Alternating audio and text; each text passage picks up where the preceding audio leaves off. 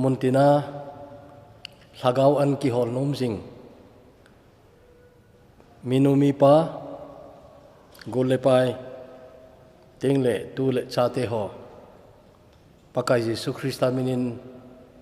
avelin salam kain bolkinen dunia thupi ding ka ki gut lai hin thibuina china ding aban banin hong umin tuni jing jong hi thibuina khatna phat gamang chaya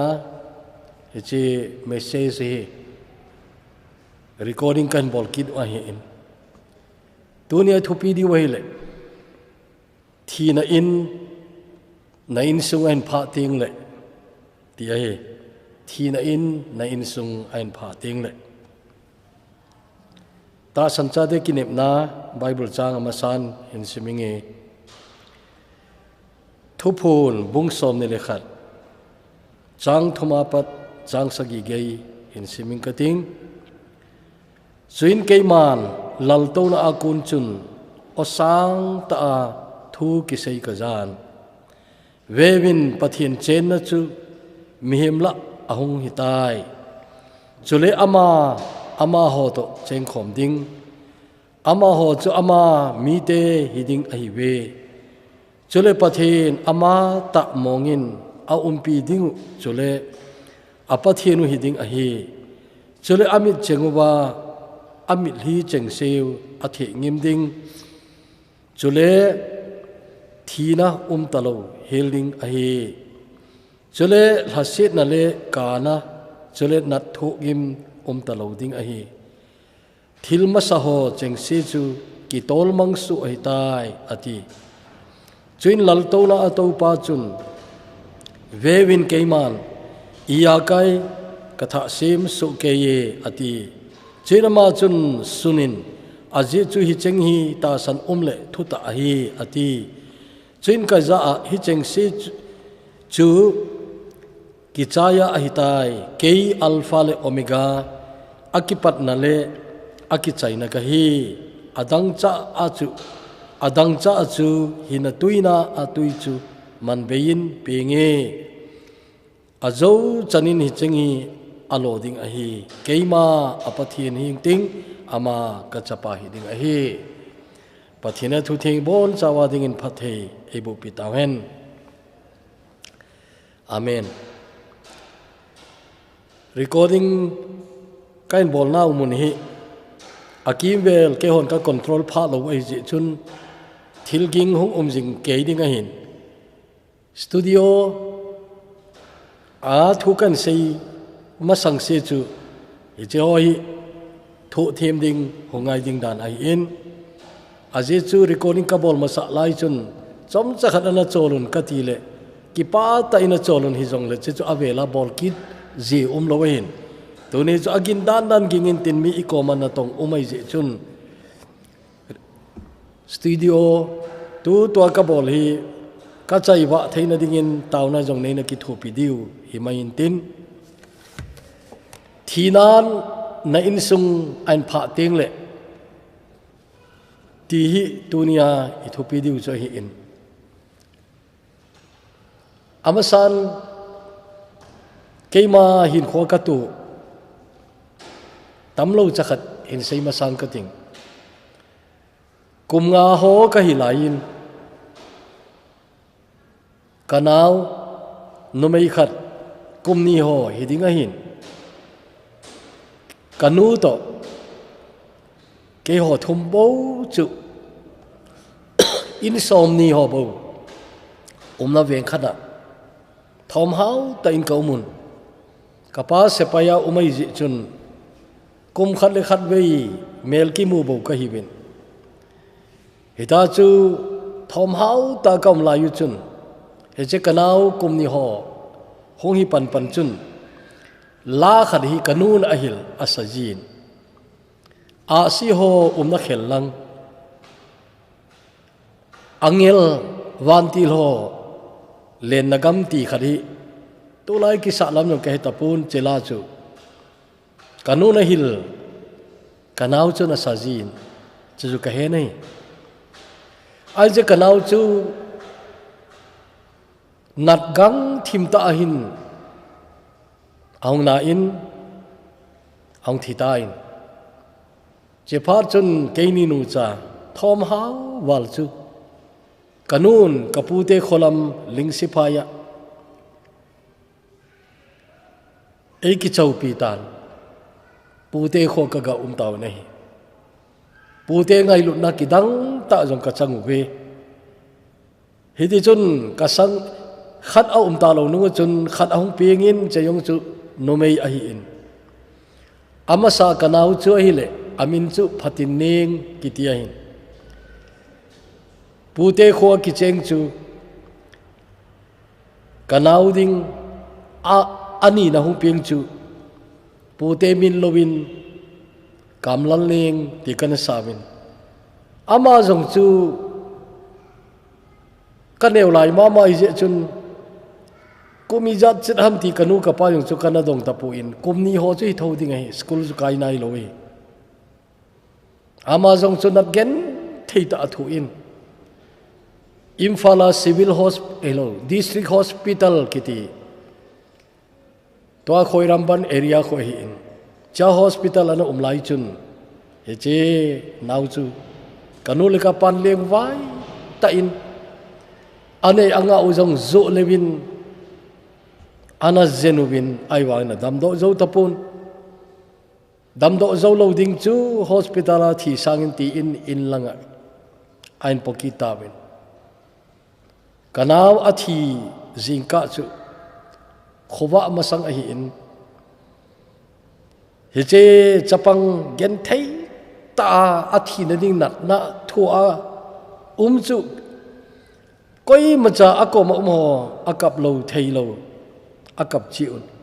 ke cha kapa ka gin chu ka za nei no me ho cha kaw le jong akilom mo pui ka ti in ai wang kapa lom lomong ka wang chu kanunga tong kha thowin chapang hi jong leng tu chana jong hi ka gel do ting le he je jing ka chu zani to bangin ka gel do ji na lai nei ain ke ho kong pil hin nungun ke jong kana to ding pakai na to na jong phatain kan pantan ka pa jong ki pa ji ma ma in ai 1985 kum June tarik som lengani chun kumni walzen kapan cancer natna gen thei ta thu zo nungin heche jingka June tarik som lenga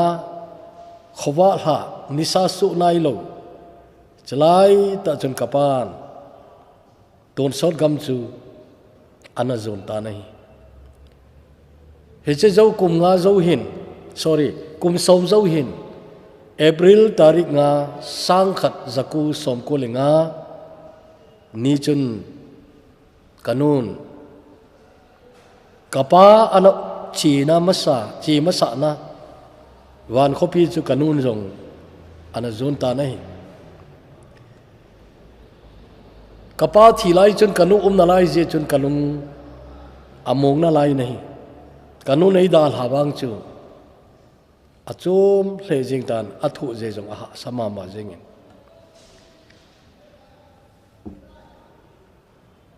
tu ni hin thi nei ti hi in sunga ana hlong chi hin mi chun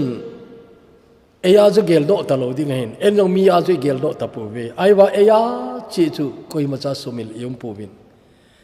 akum sot he ta jong le zani bang ka ti chu ai mai hin gel do ki chun ika lai chu ga gai to kit mai ma jong i ri su ji ai ai tu ni hin he ji thu ka sei na ding a hi point ma sapen kan sei chu thi na hin la in ko chu in sung chu ain phate te ji in ti hi point number 1 a hi keima in sanga thil su kan sei zo ta in ai e i madag ji ai poi he che wa noi le si hi pathen lung lai lo na lấy xiết ahin pathinin agau sapsa ai ta in thi te ta dinga hi pathin agau sapsau ai ja chu mi zo se dinga khat vei thi te ding god sa ke ti chu sarman masala jong sei jing sao ai ta nei che thi nei ipija long ham ti chu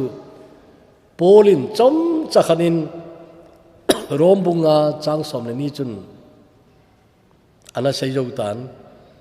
mi khat chon se jawa no ya chon se alut ahin chon se ja chon thi na hung lut ahin che ya chu mi zo se chu he che thi na chun ei mat ai ta in koi ma cha asu chading ki talo hi che ya chun thi na ki ti chun i in sung ki ti chu hin phate te ding ai ai thi na in sung mi apui mangdan long chu akibang pui abang khat chu nat thu gen thei ta so ta thu wa adam hol long so ta ina zenuwa igen thei piu ta thi chu umun abang khat chu het man lo ka thi jing o chom cha khat be ki zen man le ki tikit ai wanga koi ma chat i zen man ta lo abang khat chu huwa thi jing abang khat chu accident hung thi jing abang khat chu ai mut jing kai ga pho ai le khang ta lo ita chu thi jing Jeho chu langkhan chun awang phau jong isa lo thi lo ai nat thu lo hospital ki pole le lo doctor anga in ko te ki kun le lo wa hita thi jeng ho wang chu awang phau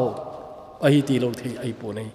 i pi jong le i thi ding dan jong i koi ma cha a leng thei pu win i pi ham khan chun i thi tho diu chu ai ta nei ai ni thi phar jong ki bang ji pun loi khat cho akilomo sami iti thei diwa mata mi pa minu nunga gol hang chapang hita chu anachi jingta mitam ta umin cha te neu cha dal ha achi masa mi pa minu a umin tengle mi pa minu adei lai ta acha apom chimlo alop chimlo chelai ta chu thi jeng jong kinin abang chu nat gang taung thiloi abang kha chu accident ong thiloi cho jong chu da lo ai ep jong le he che thina chun mi an pha le a pha ai main he che thina hi wang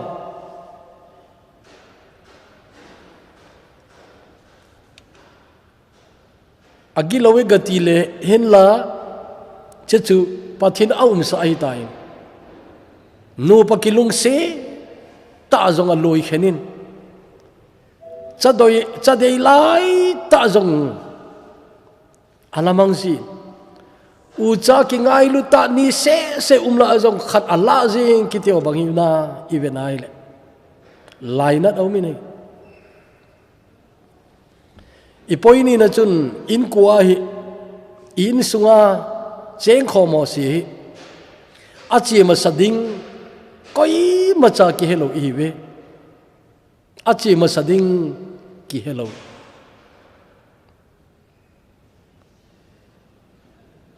in sungtina hi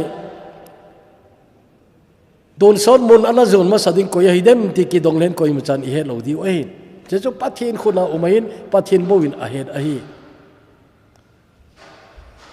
koi mai anunung mong ding ti yong thei poi ama sate te di ti yong thei poi aje chu che ho cha e ho program zaw lo ai e ho program a koi zong chu ki boi tho de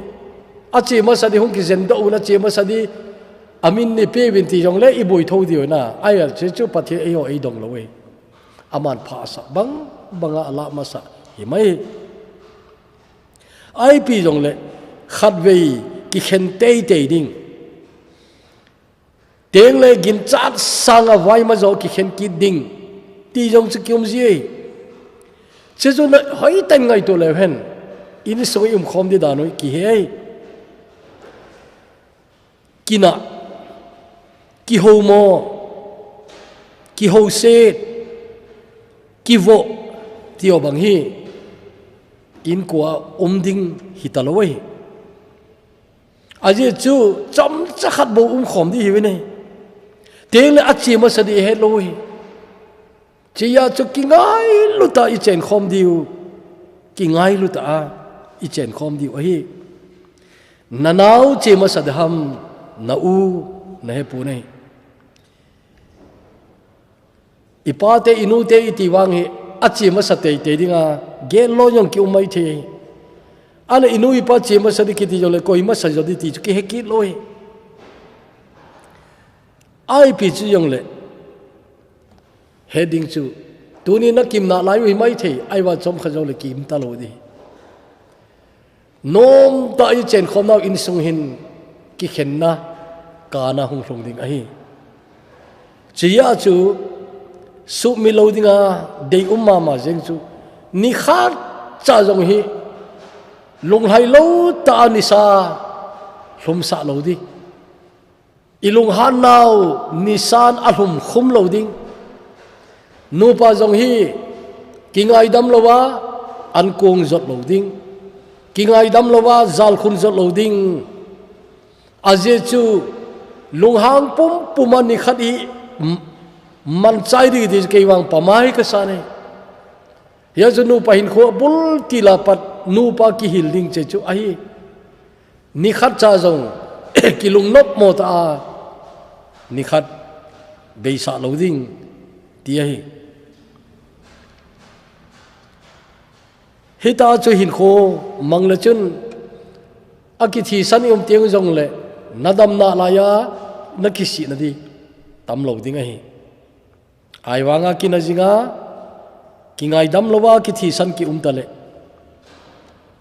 awai nunga kisi na kiti nama ma ding kaging cha nei nama ma ding ai hizia chu damlaya hi kisi lo na ding ti ngai to mai ngai ka ti ken kisi lo na ding che chu phata ngai to mai ding ai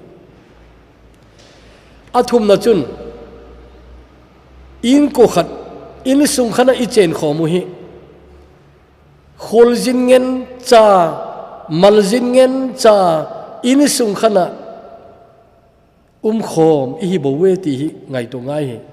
aje ta san cha ten ki chen tai he no chu he che lei se di I khol jin na gamu ai bo wi nei lei se na hi mal jin ka hi na ane mal jin ngen cha chen khom ki ti chu I bo na hi mal jin ngai ta hi dingin ki gole hun ti de ka sain mal jin ngai ta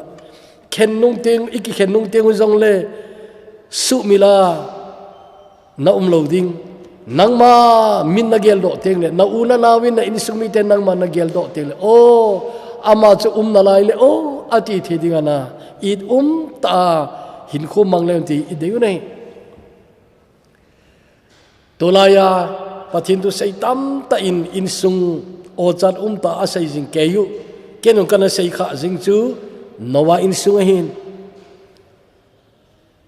ki to ta cheng khom in sung ai ji chun akhangu chu khang kilo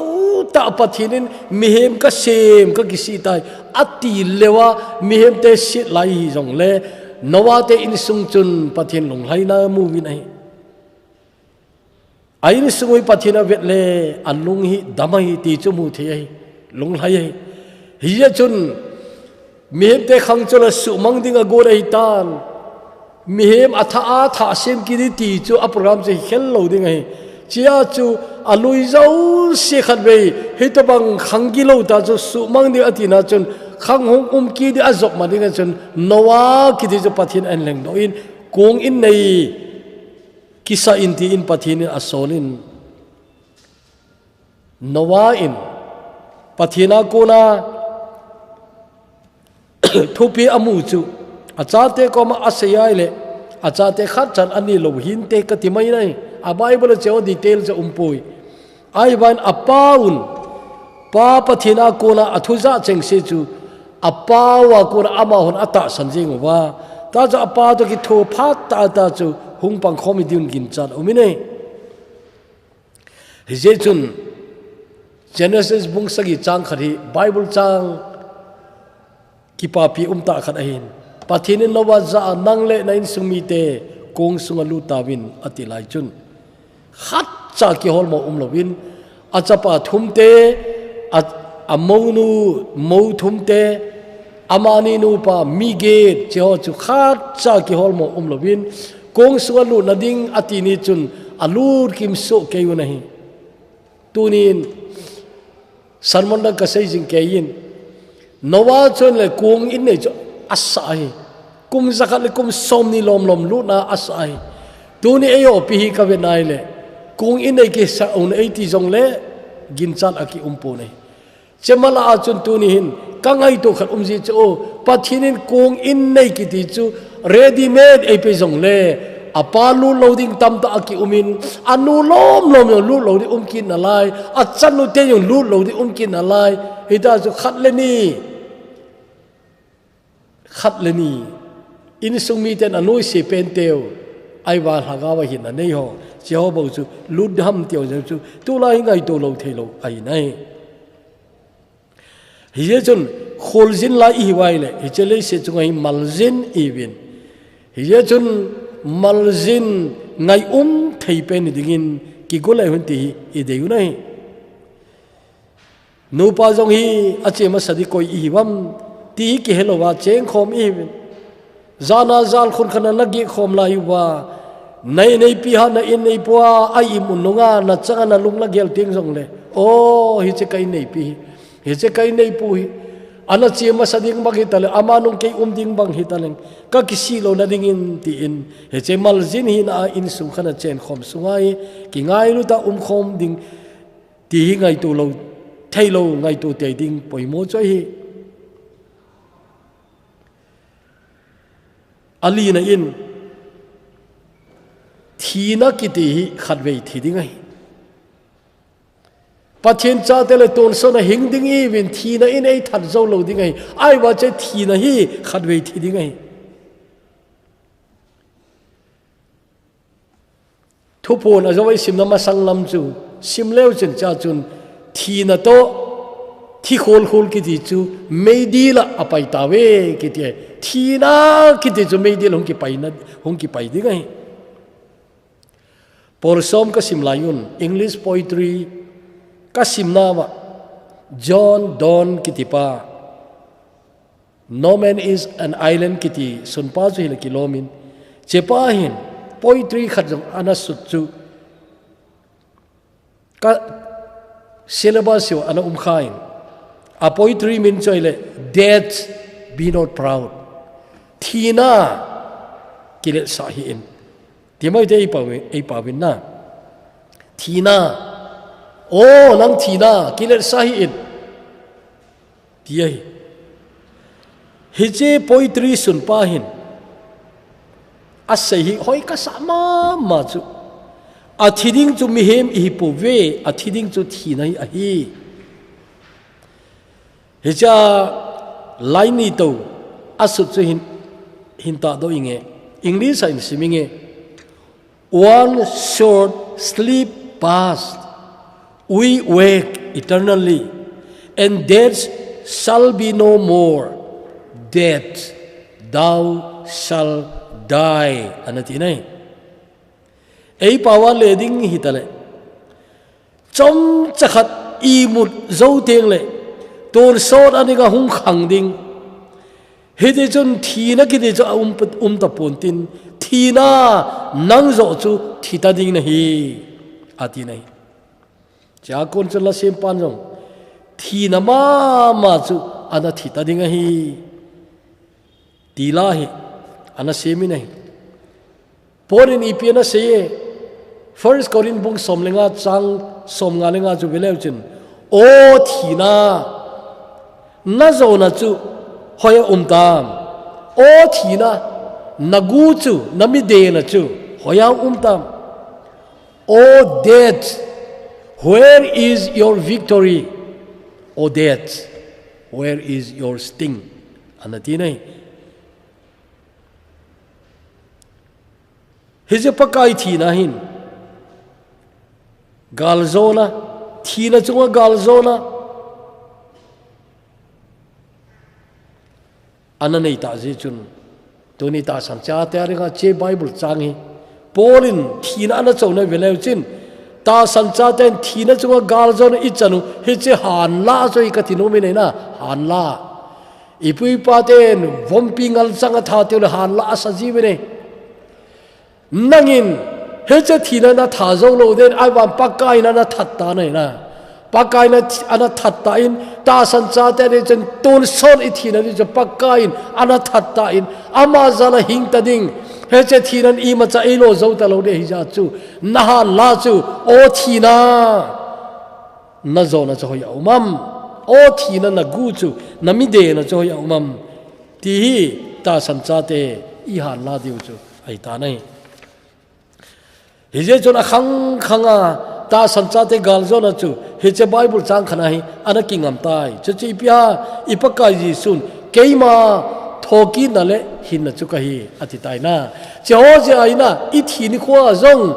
กิปัตตาลุงมอนละอิสาเทวิจีจีไอเกยมาทอกีนั่นแหละหินนะจุกะฮีตีฮิตบังลมลมาตาสันจาเตเดทิลโลปีปะทินไอปีดอนเซโลสังโลกิติโอยอิติงอลกายไอตาเดมติงไอตูเตอังอลกายเกวฮิโลวินนัสโซจันเนซาสานังดามุนนักกิเลนเตดีตีนัยตานัยตูจันเนดามุนก็กิจจะป่วยตียงเอาจีน่าไลเวขังเท่าอลาอาจงscience เทียมกิสาเลขาเทียมกิสาดามุนกิติโอยกาตาสันเทดิงานุยจันตาเกลลอยจงตาในอวันปะเทียนทุนันุยสันเลอวังเสดิจุนังมาในไม่ในดามุนทุจงจุสารมุนขัดละตาจิจุอันกิฮอลอันนังไงกินโบดามุนโอดามุนอันโลหิไม่เลโอกติสารมุนขัดนมตาโอนะจิจุอันนังไงโบอีพอยน์อังอานาดิ้งจูเข็นลงนะคอปีกันเซโนมินทีนั้นในอินสวาลหุ่นเตียงเลยกาโลเทยป่วยนะกาโลเทยป่วยอีกีอินินอีกีฮาเลลินอีกีกาจุยจุยจีnàyอีรีที่เซงโลจงอันลงจีnàyตัวไรกิลฮักเอามีสะลอยขัดอบายบุลดอนเอาไว้ให้เราหิวมกติลอยขัดจุนปัจเจนชาเตกาโลดีอโมทีวินเจ้าจุนนัดที่ไอเล่ไบเบิลตะกิโตลอยตาเนี่ยลาซาร์ฮานะจงปากายยิสุอากัมินเฮลาซาร์ฮานะไอออนไบเบิลจัง general knowledge Bible knowledge dana Bible chang la chompeni piham ikitiule John book som le khar chang som thum lenga Jisu akaptai tichu ei pawa chu word thumang phain Jisu akaptai English a chun word ni bobain Jesus wept chechu Jisu akaptai tinain chechu Bible chang chompeni tia chun imo heno ipi phachuma che sanga chu nasu mi loading chu nakating jong le o kapaka jong lazar hana kap ahin tunin jong ama umle ei ka pi inte ti yong kinem le chun che chu Bible ki to moding a hi pone chobana I Bible mama imu ki ka tho imu ki chu pi ha rombung som le ni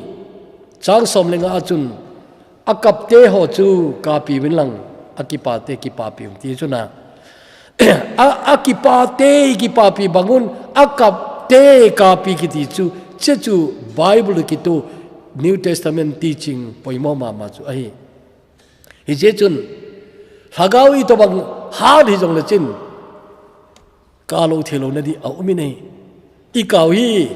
I le long hi kana je di tam ta je hi kana ding je koi ham khar chona ki pa be se le athi ni khon na ka de aje che pya mi ti le na chunga aphat na chun na ngai to le ki pa je na hi long ding che chu na I jan na kai na hi chu tunin kap lo thei pu nei ai wangin su mi lo ding chu hi to banga imi li ikithe la yu chun thil khat isu mi lo de me che chu piam ti le ka na ding ta lo na khen lo na khopi ki khen je kap hi ve ki khen lo na khopi khen lo na khopi a chu ikimu kim di wa hi toy ki khen jong le khen lo na khopi ki ti a chu ki khen ki ta lo de ja chun I khen sa te zo si imu diu ki pa da ki tu khom na mun ding ai je chun he che muna chun kap ta lo di vi nei he je khopia chun nat nala ana tapon tin leise chu nat gen theita thu a ibui ho zo se jong chelai chon ana dam de ai tawin nat na tapon tin nan na ta lo ding bang chun thi na jong tapon tin ti na thi na jong ta lo ding ai ki khen na ta lo ding ai he je wa noi hi wang chu ki khen na gama hin anum sa peno jong ki khen tho ding again theite yong ki khen tho ding a hau te jong thi tho diu a wai cha te yong thi tho diu ti ji chun ki khen na gam ai khen lo na khopi wang hi ngalel dan chu Dr. Oswald J. Smith in hi che hi pathin le khabu kain kho pathin an khel zo nunga pathin le khabu ti jo pathin thu salmon bu tiwo ti thei tho hi chi hi to bang le khabu chu kain sim masala a khal choi le Dr. Oswald J. Smith kitipan anasu amai Canada gama People's Church Toronto a pastor pa chu hi Vanolation missionary na to na kichau na thupi ma chu ama ana na ho bung hi ai People's Church Toronto he chipa hin gam ka dei pen chu tia le thei di English achun the country I love best anatin the country I love best he je gam ka dei pen chu ti le khabu chun hi din na suni nai leise chu hin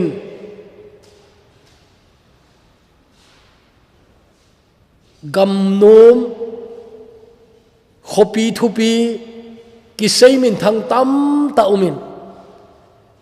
che khopi ho mun tam ta jong chu kana chi tai hoiwang a hoi thei tang e lo jong a lo pi thei le e hi jong le leisit ai na lai je chun ka china gam zo sia chun hospital ana tho thowin songkul ana tho thowin hanmul ana tho thowin che ho na gam ki ti chu chamkim nai lo ti na hi ti chu azawai bible cha sim na chu beleu chin che ho chu khat cha ta lo dingai aje chu pathinin thil zo se ke man ka sim tha ai tai atina thil loi zo se ta lo ding atha a iya kai ka sim tha ai tai anatin che ana sim na gam chun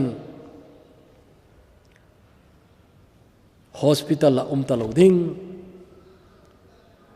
songkul jong ta lo ding hanmul jong ta lo ding che chu keiman ka hangai pen ka dei pen gam chu hi the country I love best anati oi ga ngai tu ti hi ji hen lo na khopia leng ho chu ni sawa angai tapon hawa zong angai tapon kel ngoi no chu awa wa hi tai ati nei kel ngoi no chu awa wa hi tai so pi mi zo hoi ama okona lahoi ta ina ngai jiwahin ei pawa ki le do isa ujang tamta ta hecha nunga anin lasa roding liana kitipain anasem lusei pajon khopui moi atin khopui moi ti chu beautiful city ti nai hecha chun mizo pawa hin sei masang katin ngei ka sawalin chang khan abo kan sei di rang ka chak twala ya leng ten he khovel ram reng ngai lovin beram no hiam nu kha fakin ne na hlamoi an sa ti nei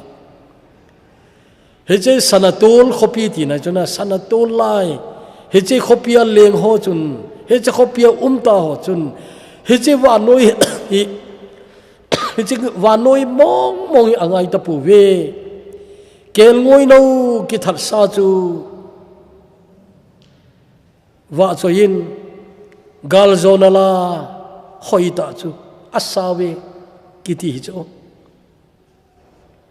anangayun ichate ula sa thiamon jong ei pau an sa do ding niu ananga uhitin kadein ka ngai ngai nei hi chi gamma chu ei puinomin pakain thingpel chunga chun cross nat gen thei a khon khe in thu in thina chu ain zota in asem sa khopia chun ilen khom kau ngalelin eina gal dot jinguna hi supite nang le ke pakain eng puiding ahin ei ho ei it ngui hung kap jong chu hung ki dio hi ve hi jong le chei gel do jing te khen lo na khopia chun kinga kim ding hi bin hu hing pun ton sona ama iwa choina diu phar sauta ap di wei chegam chu nangai tu ji lo ham tulai mi hem te wang hi le se thili hangai tu be se jun wan lam he che khen lo na khopi ti o jong hi gel do a jong nei ji lo hi bin ai wa tu nin he che gam chu gal dot ki ding le he che gam chu ngai tu tha ki ding in tu nin kain ti mi nai he che gam chu gel do jing po ma hin khu na man ai le nain commandant boy lo ding hi he che ding chun tu ni thu pi hi aya ding chi in pathinin pathe ibu pitawen tawte hepa lukse them pathin ka ki pa we tunin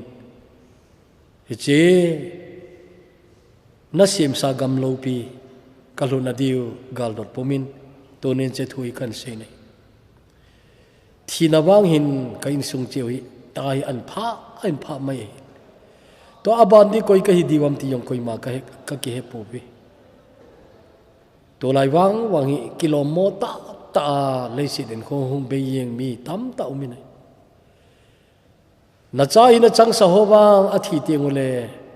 kalunga mong jin ka ki pa jiu nei ka ki pa pi jiu nei ache na diu gam ka he jiu to ni